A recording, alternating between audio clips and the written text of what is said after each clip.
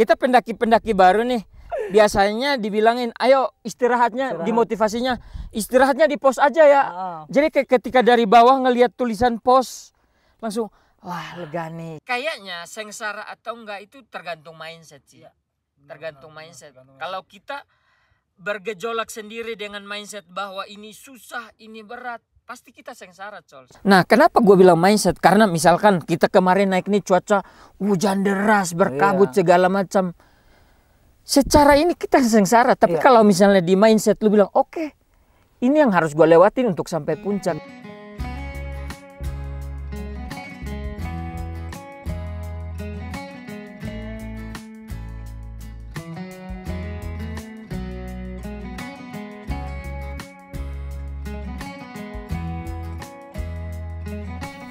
Ngopi di pintu langit. Yoi. Bang Obi. Yoi. Cols. Selamat datang my Cols. Yoi. Gila di Kopi Langit. Apa? Gimana naik gunung? Naik gunung. Capek tapi seru. Capek tapi seru ya. Capek tapi seru. Serunya gimana, capeknya gimana? Tapi sebelumnya kenalin dulu nih Bang Obi, kegiatannya apa, backgroundnya apa. Jadi teman-teman dari hiker-hiker pada tahu nih Bang Obi nih. Oke. Di channel lu nama fanbase lu apa? Nggak ada, Teracols. Teracols. Sobat pendaki. Sobat pendaki, oke.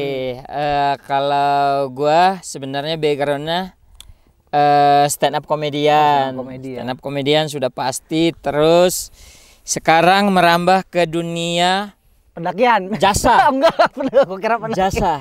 Oh, jasa. Ya jasa penagihan. Jasa penagihan. Jadi lo kesini tujuannya mau hiking, mau healing, apa mau nagih orang nih sini nih? Kesini sebenarnya saya mau nagih orang. Siapa? Kebetulan orangnya ini. Gue kebetulan kemarin pinjol buat naik gunung ya, buat Seven Summit ceritanya. Gimana?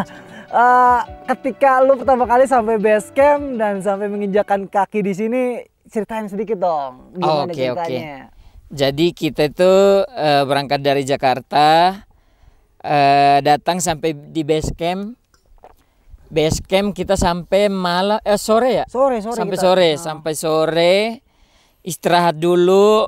Habis itu turun ke bawah, turun lagi kita cari makan, logistik segala macam, balik lagi, istirahat, packing segala macam. Baru oke. Base campnya Aswe cuy. Aswe ya? Aswe. Tapi kita ngomong sampai base camp nih, tapi lu percaya gak istirahat tuh penting dalam pendakian Sob? Itu. Karena kita kan ngebutuhin namanya tuh aklimatisasi diri. Nah itu kita beradaptasi dengan lingkungan sekitar, cuaca sekitar dan lain-lain. Kadang beberapa pendaki yang mungkin baru atau tektok gitu ya, itu biasanya datang mereka langsung naik Kak. Jadi mungkin yang baru-baru ya tanda kutip ya, mungkin agak sedikit kaget gitu dengan kondisi-kondisi dinginnya dan lain-lain yang rasa capek. Padahal butuh istirahat untuk aklimatisasi. Tubuh belum beradaptasi sudah langsung dipaksa naik kan. Jadi akhirnya itu penting banget istirahat Kak, bener. Bisa terjadi kesalahan-kesalahan atau hambatan-hambatan kayak kram. Kita makanya kemarin ada waktu istirahat dulu, badan menyesuaikan dengan udara di sini. Minimal 15 menit lah, 20 menit lah, jangan langsung naik. Iya. Oke Kak, kita ngomongin di jalur nih. Jalur. Gimana di jalur? Dari base camp ke mana? Kita diantar trek ke Kanang Celeng, ke Plang ya, Plang pintu. Dari base camp ke Plang pintu masuk tuh kita diantar sama trek ya. Kebetulan sama truk. Lu termasuk salah satu akamsi di sini ternyata. Jadi kita diantar trek ke situ, terus akhirnya kita mulai masuk sedikit kebun teh. Mungkin 50 meter kali ya? Adalah 50-an meter kebun teh nanjak ke Plang. Itu asli Cols. Saya tuh 15-20 menit itu ini pada getar Cols. Tapi bener Sob. Ini pada getar. Biasanya kalau naik nih Cols, ya 30 menit pertama atau 20 menit pertama tuh pasti jantung tuh. Iya. Nah itu kayaknya benar itu yang lu bilang aklimatisasi yang tadi. Lu kan berdua duluan ya, lu sama Kipli, terus depan saya Mas Doni yang ternyata dia juga jompo juga kayak saya. Pendaki keraman.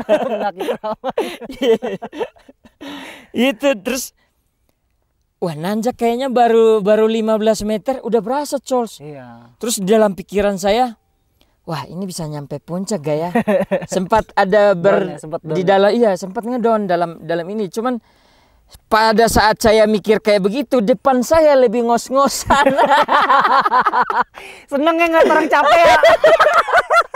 Jadi emang demen banget ngeliat orang capek. Iya. Ada kebahagiaan wah sendiri. saya langsung berpikir, saya nggak sendiri nih.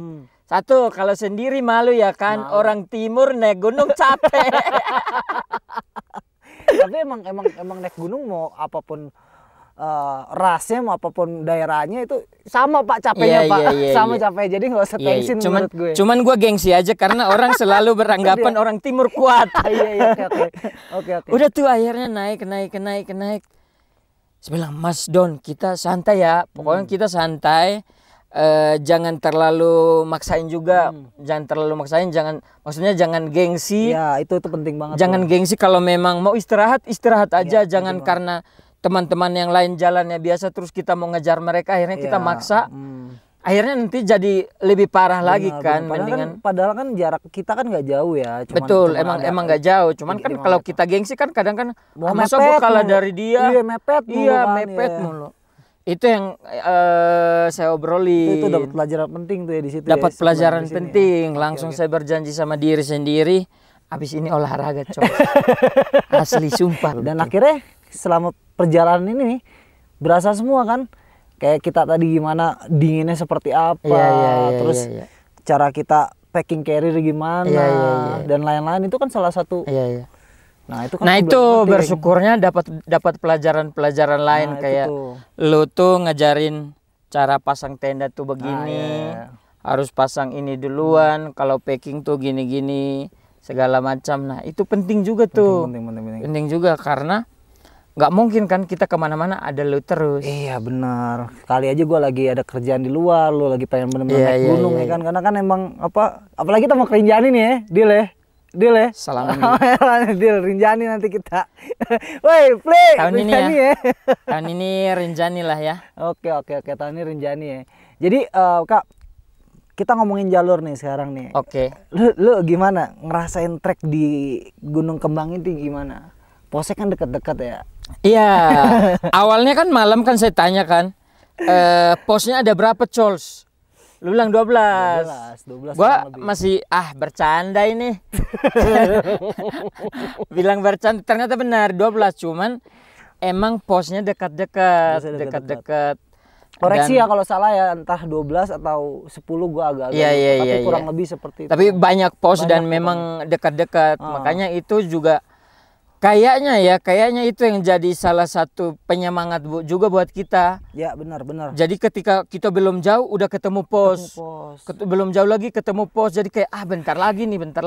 Karena emang biasanya tuh pos jauh-jauh kan. Jadi kemarin emang senior dari Skydoors di bawah ngolah base camp tuh jaraknya deket-deketin karena supaya main suggesnya tuh posnya dekat, ketemu pos seneng. Karena orang kenapa ya kalau ketemu pos tuh kayak seneng ya? Seneng. Kayak ketemu rumah ya? Iya, kayak ketemu rumah. Karena kita pendaki-pendaki baru nih.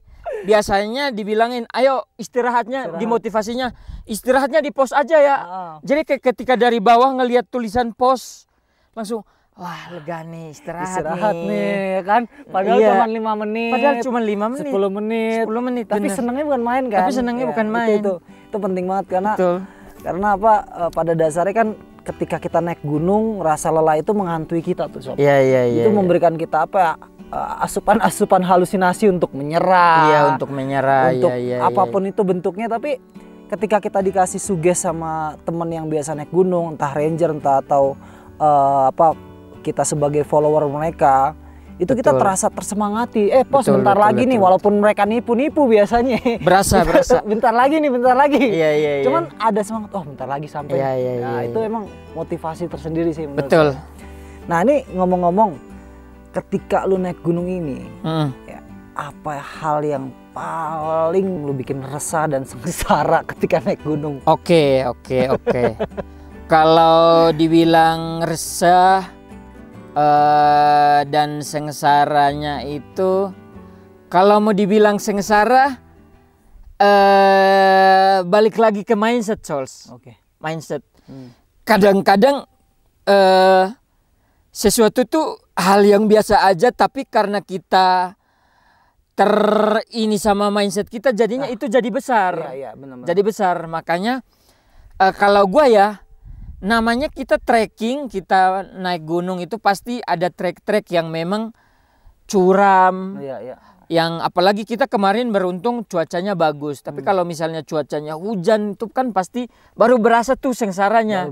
Nah kalau kita tuh kemarin tuh masih dibilang belum sengsara tuh, memang susah, memang capek, lelah, keram. Belum sengsara sih menurut gua. Tapi kayaknya sengsara atau enggak itu tergantung mindset sih. Tergantung mindset. Kalau kita bergejolak sendiri dengan mindset bahwa ini susah, ini berat, pasti kita sengsara, Cols. Oke, berarti awal mula keresahan lu itu adalah berperang dengan rasa lelah itu. Betul. Makanya kan kenapa gua ngomong gini, karena pertama kali yang gua cerita tadi gua keram-keram itu karena mindset. I see. Memang berasa, tapi kan kadang-kadang mindset itu kita bisa bikin jadi sesuatu yang negatif jadi energi positif. Kita transfer dari mindset, dia turun, mengalir ke seluruh tubuh kan. Nah, yang gua rasakan adalah ketika yang kita baru naik nih dari kebun teh ke atas tuh kan gua mengeluh tuh. Gua mengeluh. Lu tahu nggak poinnya apa? Ketika lu bikin konten. Ketika lu cuma bikin konten, lu happy, gue dapet energinya di situ. Oke, berarti mindsetnya harus gue switch nih. Lu switch ya ke arah gue switch situ ya? Di situ.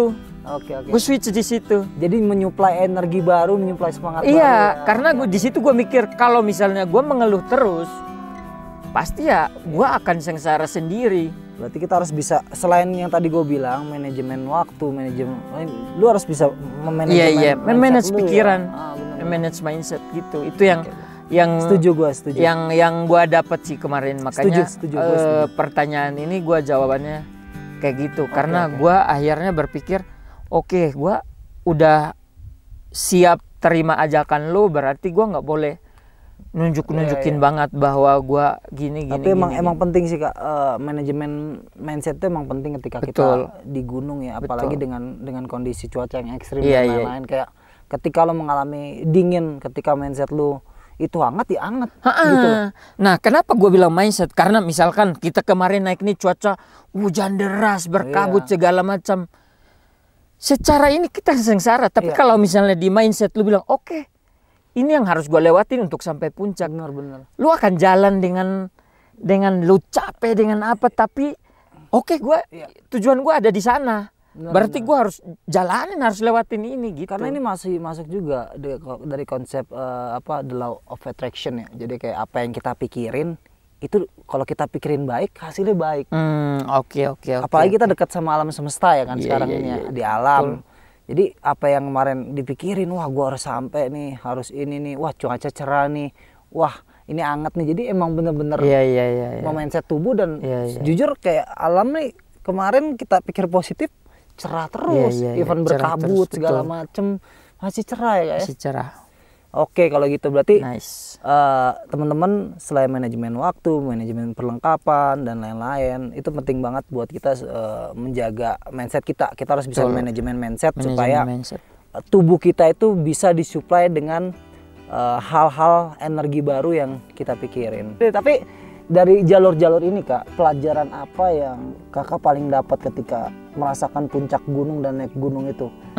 Kakak sejatinya kan sebenarnya sekarang udah bisa disebut pendaki karena mau belajar bagaimana mengelola diri, mengolah barang, manajemen waktu, manajemen perlengkapan dan lain-lain. Menurut saya Kakak udah layak nih disebut sebagai pendaki yang pro karena memahami konteks-konteks kebersihan gunung, tentang bahaya di gunung dan lain-lain sambil belajar. Betul. Nah, apa yang Kakak dapetin dari ini? Oke. Dari pendakian ini ya, pendakian ini yang saya dapat adalah ini tuh kayak kehidupan cuy. Asik. Kayak kehidupan. Cheers dulu. Seruput dulu. Ngopi dulu guys. Kehidupannya gimana Kak? Kayak kehidupan. Sekarang kita podcast kita udah di puncak Cols. Asik. Iya. Kita udah di puncak nih. Kehidupan tuh emang berliku-liku.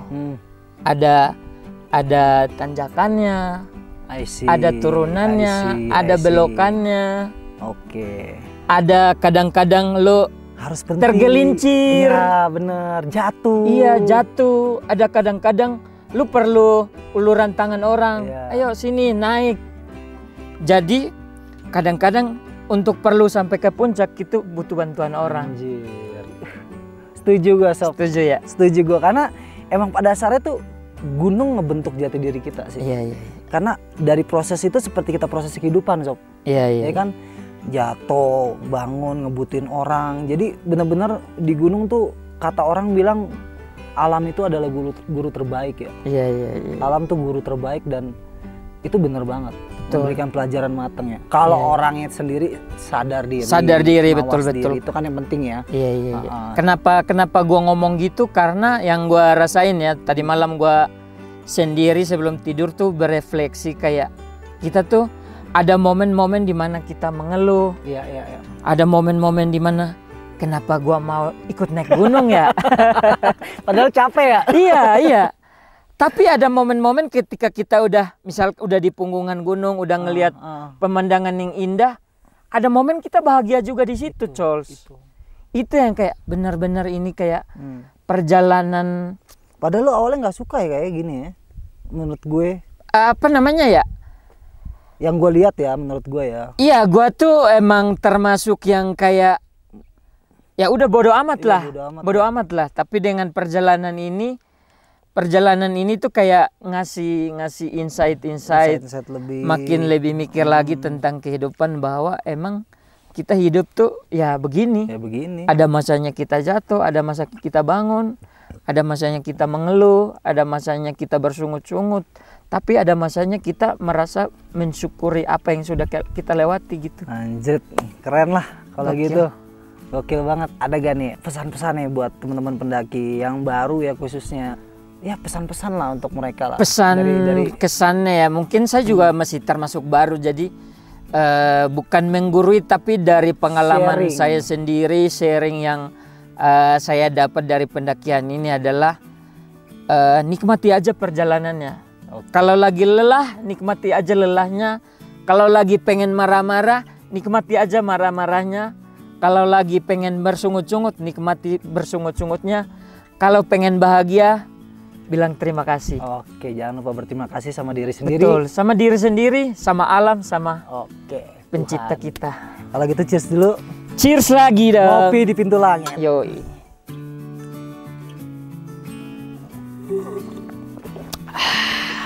Kak, cerah tuh. Gokil. Ini kita di balik kamera teman-teman, mungkin nanti dimasukin footage-nya. Depan kita persis ini Sindoro. Gue biasanya kalau di Jogja lagi di atas apa tuh sering ngeliat Sindoro. Ini depan kita Sindoro, di samping kanan ini Sumbing ya. Gokil. Akhirnya sekarang gue bisa sedekat ini bro.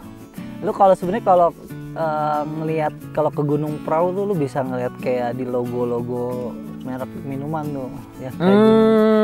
Iya yang sekarang. Tapi di sini lo udah bisa ngelihat. Iya. Secara gak langsung. Secara dekat lagi. Apalagi Sindoro dekat banget. Oke, kalau gitu. Thank you kakak. Makasih banyak. Charles. Keren lo. Mantap. Kita Rinjani next ya. Rinjani next. Mudah-mudahan jaga kesehatan, umur panjang selalu. Tuhan berkati kita semua. Amin.